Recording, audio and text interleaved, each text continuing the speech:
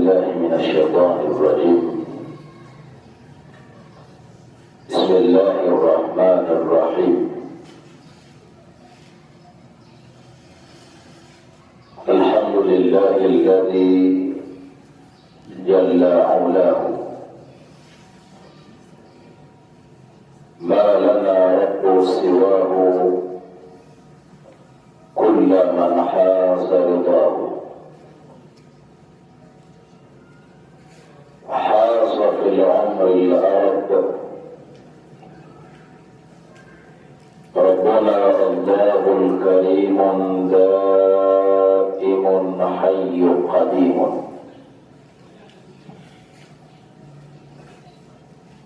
أبدع الكون العظيم مودعا فيه العجب، مودعا فيه الدليل أنه الله الجليل. وأصلي وأسلم على سيدنا محمد، روحي بحبك في ضياء كريم، والشوق منا في هواك عظيم. تحيا القلوب بذكر محمد، في ذكره نور وفيه نعيم.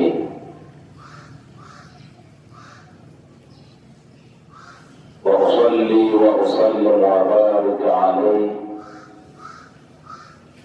وعلى آله وصحبه وسلم، أما بعد. Ndugu zangu Waislamu, awali ya yote, baada ya kumshukuru Mwenyezi Mungu Subhanahu wa Ta'ala, ambaye kwa rehema zake na kwa utashi wake ameendelea kutujalia kuwa miongoni mwa wale ambao wanaweza kukutana ndani ya mwezi huu mtukufu wa Ramadhani. Nia, malengo na shabaha ni kwa ajili ya kukumbushana na kukufundishana pia kwa wale ambao yanayohusiana na dini yetu ya Kiislamu, na lengo kubwa ni kutaka kurejesha umma katika maamrisho ya Mwenyezi Mungu Subhanahu wa Ta'ala, kurejesha umma katika utaratibu wa maisha aliyotufundisha Bwana Mtume Muhammad sallallahu alayhi wasallam.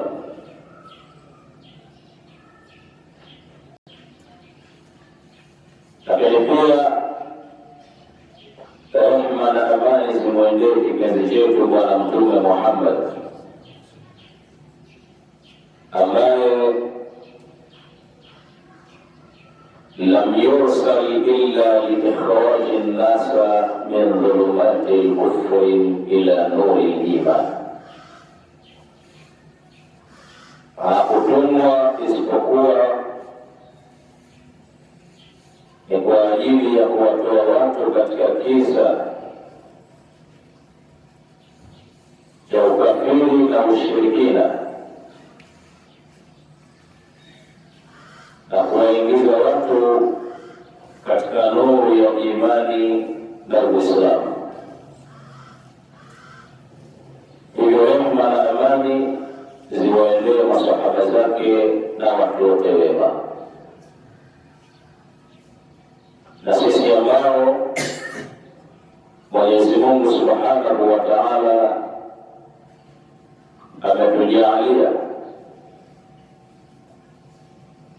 kutamka shahada mbili kila siku iendayo kwa Mwenyezi Mungu Subhanahu wa Ta'ala, basi tunamwomba Mwenyezi Mungu kwa baraka ya mfungo huu wa mwezi mtukufu wa Ramadhani asitufishe isipokuwa na ndimi zetu zikitamka kalimatu tauhidi ya la ilaha illa Allah Muhammadan Rasulullah. Ama wale ambao bado hawajathibitisha kwa ndimi zao na kukiri kwa nyoyo zao kwamba hakuna anayepaswa kuabudiwa kwa haki isipokuwa Mwenyezi Mungu mmoja, pia kwa baraka na utukufu wa mwezi huu mtukufu wa Ramadhani, tunamwomba Mwenyezi Mungu Subhanahu wa Ta'ala azikunjue nyoyo zao waweze kuthibitisha na kukiri kwamba Mwenyezi Mungu ni mmoja na Mtume Muhammad sallallahu alaihi wasallam ni mtume wa Mwenyezi Mungu. Ndugu zangu Waislamu, baada ya shukrani hiyo, ma zala hadithuna hawla tafsir al-Qur'an al-Karim. Bado tunaendelea kuishi na maneno ya Mwenyezi Mungu Subhanahu wa Ta'ala katika kuyafasiri, ijapokuwa maneno yenyewe ya Mwenyezi Mungu la yufassar, hayawezi kutafsiriwa,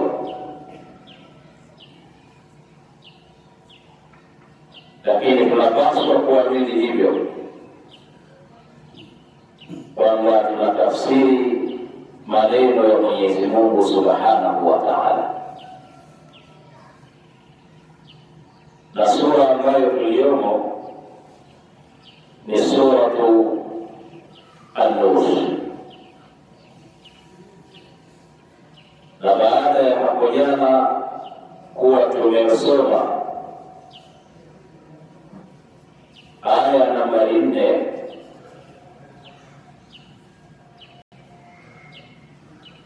leo tuko aya nambari 5. Kwa kujikumbusha fi baadhi nukat, katika baadhi ya nukta kuhusu aya tuliyoisoma jana, ambayo madhumuni yake ilikuwa ni kuonyesha taswira ya Uislamu namna gani inavyoheshimu na kuhifadhi utu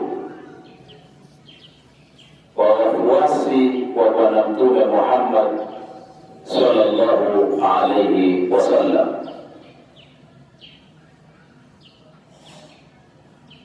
Ambapo aya hizi kuanzia aya ya kwanza mpaka aya ya 4 na zitakazokuja baada yake,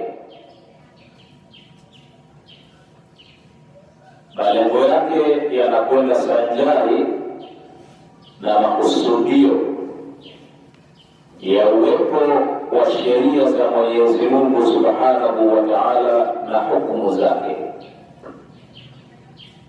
ambapo tulisema kwamba miongoni mwa makusudio ya sheria na hukumu za Kiislamu huwa hifdhu an-nasli, ni kuhifadhi kizazi. kuhifadhi kizazi katika upande wa kutengeneza mahusiano ya ndoa kwa mujibu wa taratibu wa sheria na kanuni na hukumu za Kiislamu.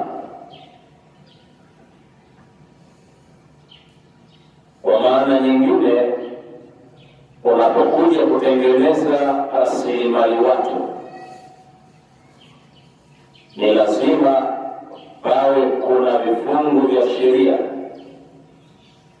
ambavyo vitakavyolinda na kuhifadhi hiyo rasilimali watu ili uweze kutimiza sera yenyewe ya dini yetu ya Kiislamu.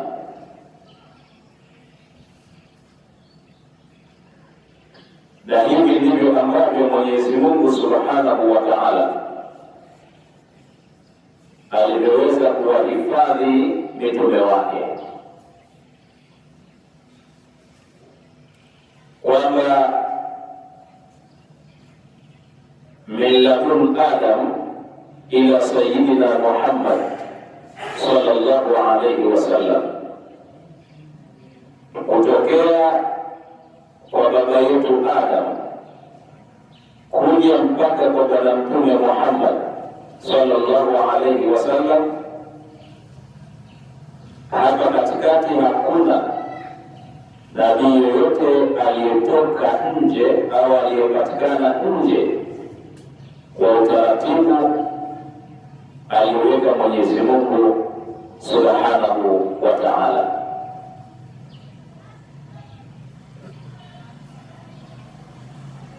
Na hivyo ndivyo ambavyo sisi tunatakiwa tuishi.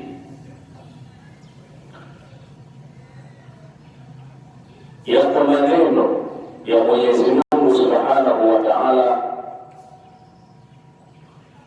yanayokuja kama sehemu ya majibu kwa wale makafiri na washirikina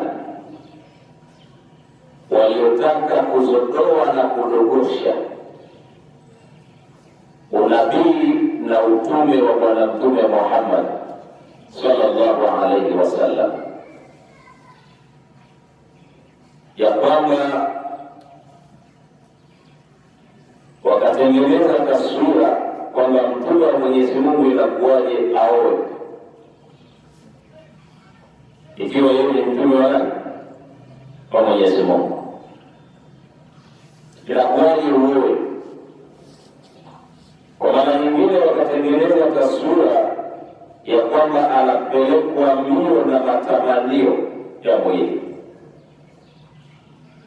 ikiwa yeye anadai ni mtume wa Mwenyezi Mungu.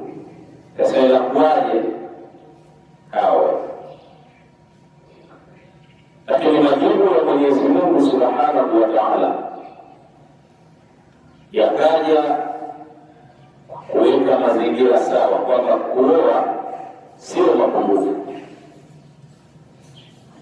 bali kuoa kwenyewe ndio ukamilifu wa binadamu na ndio utaratibu wa kuhifadhi jinsia ya mwanadamu kuendelea kuwa na heshima, kuendelea kuwa salama, ila an yaritha Allahu al-ardha wa ma fiha, mpaka pale ambapo Mwenyezi Mungu Subhanahu wa Ta'ala atakapoiondoa dunia hii.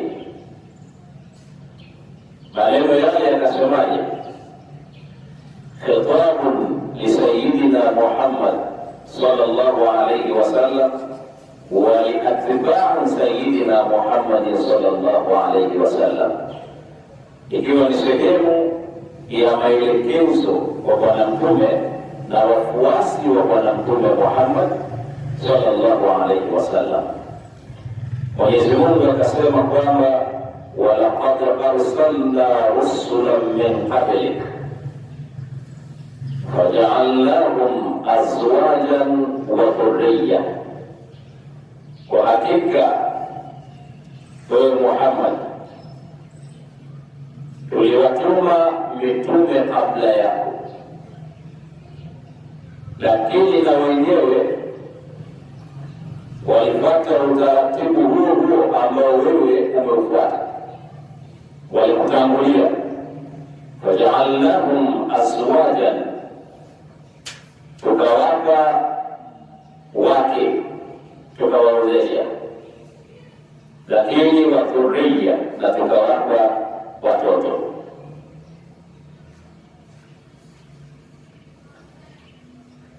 Kwa kuzingatia hilo na utaratibu huo, yakawa ni majibu kwa wale waliokuwa wakimpinga Bwana Mtume Muhammad sallallahu alaihi wasallam.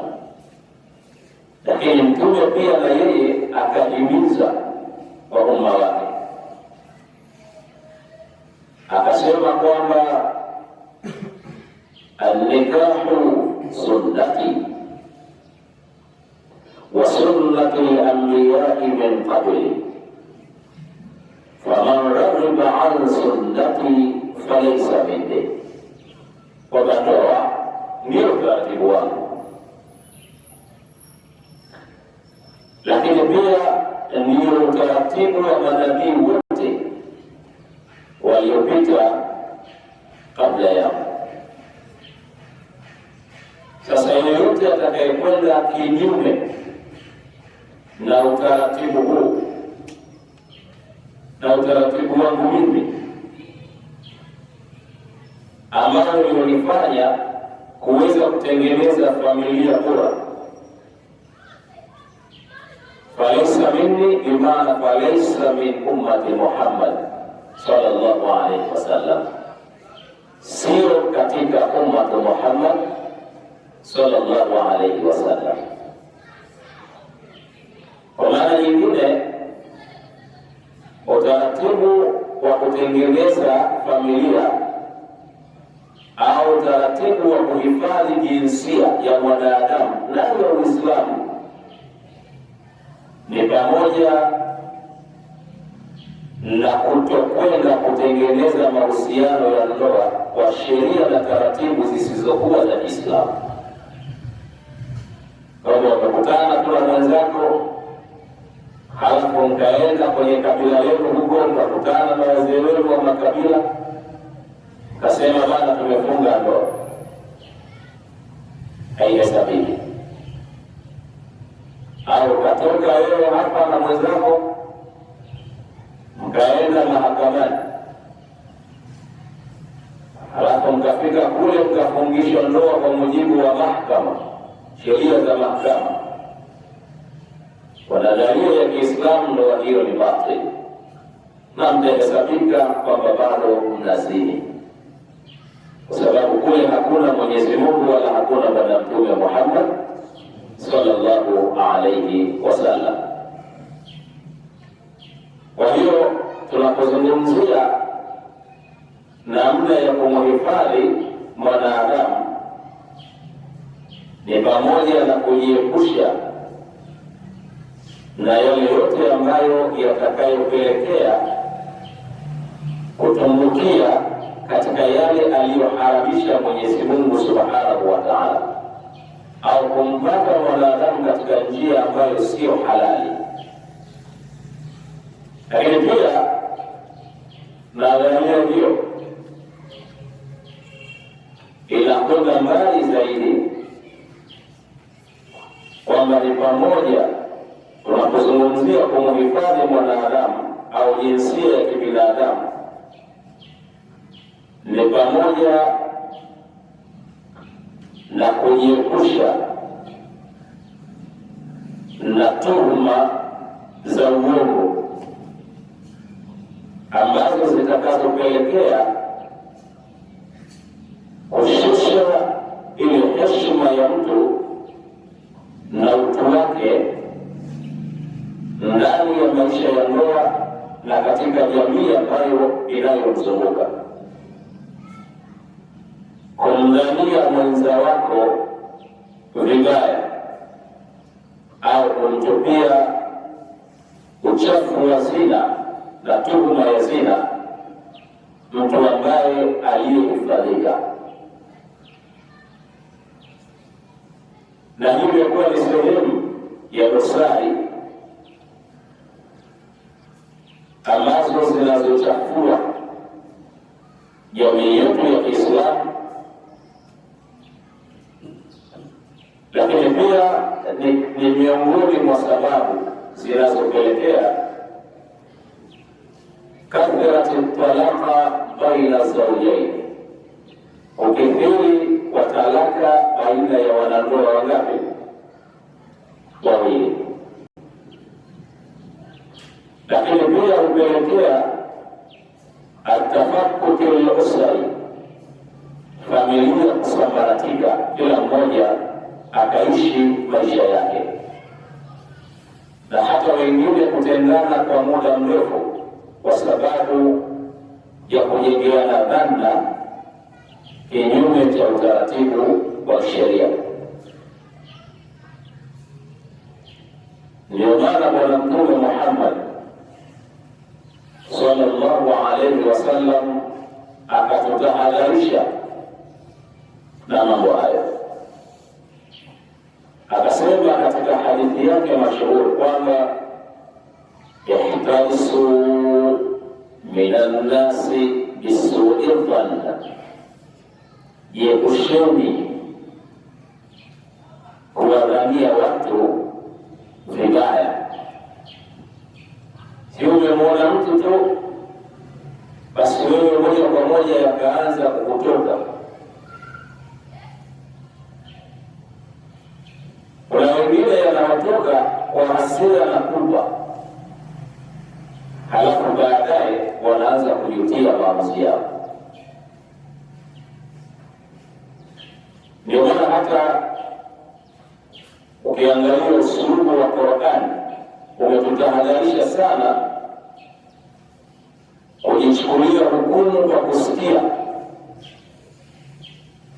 Umeletewa tu habari bila kuisadikisha wewe mwenyewe, basi na wewe unaanza kuizungumza au unaenda kutoa maamuzi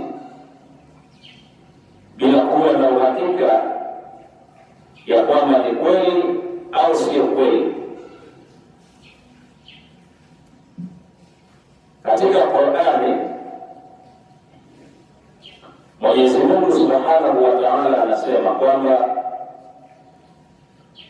ya ayyuhalladhina amanu in ja'akum fasiqun binaba'in fatabayyanu an tusibu qauman bijahala fatusbihu ala ma fa'altum nadimin. Wakaeni ambao mnamwamini Mwenyezi Mungu Subhanahu wa Ta'ala na mkamwamini Bwana Mtume Muhammad sallallahu alaihi wasallam, lakini pia mkaamini kwamba Qur'ani ni maneno ya Mwenyezi Mungu Subhanahu wa Ta'ala yaliyokuja kwa ajili ya kutuongoza. In ja'akum fasiqun, mtakapojiwa na mtu ambaye ni fasik, ambaye ametoka nje ya toa ya Mwenyezi Mungu Subhanahu wa Ta'ala, mtu ambaye anakuletea habari za uongo na ushahidi wa uongo, fatabayyanu, basi kabla hajafanya chochote kile, jukumu lenu ni kuhakikisha mnazithibitisha kwanza taarifa hizo.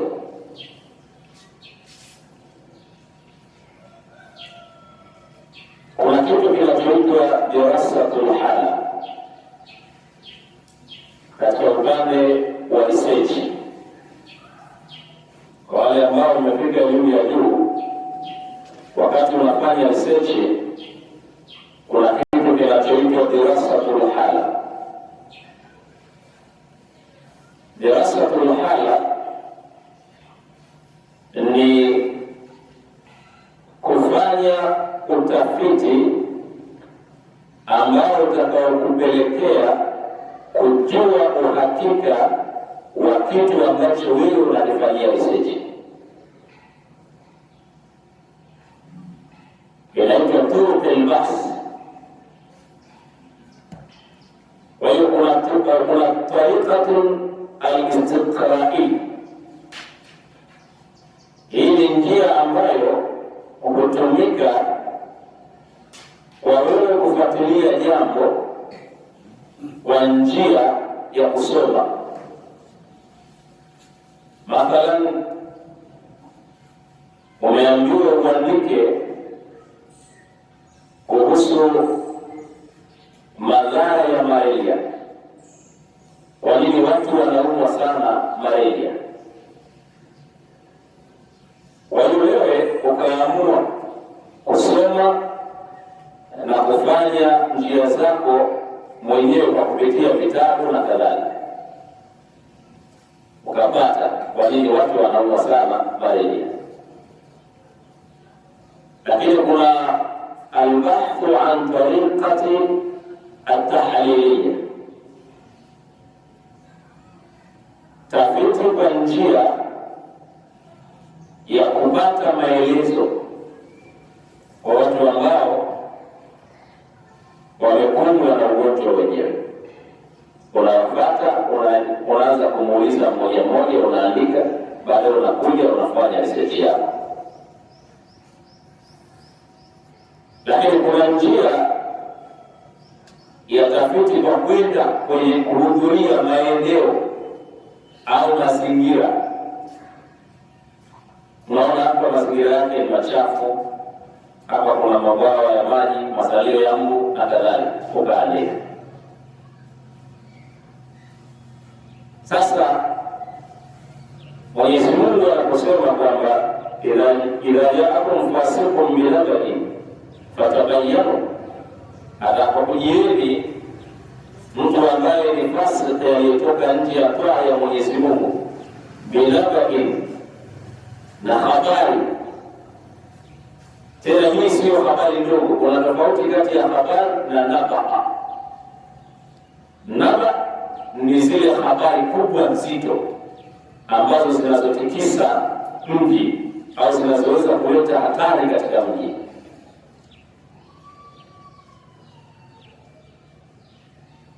Naba pia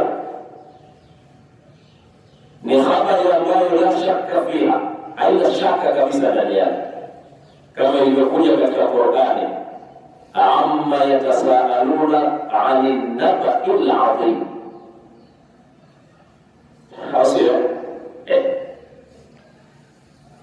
kunako habari kubwa za siku ya Kiyama. Kwa hiyo hapa imekuja ile habari kubwa, sio ile habari kwamba ya mtu anakuletea kakutana na tukio mtaani ambayo yahtamilu sidqa wal kadhib, inaweza ikabeba ukweli au ikabeba nini, uongo.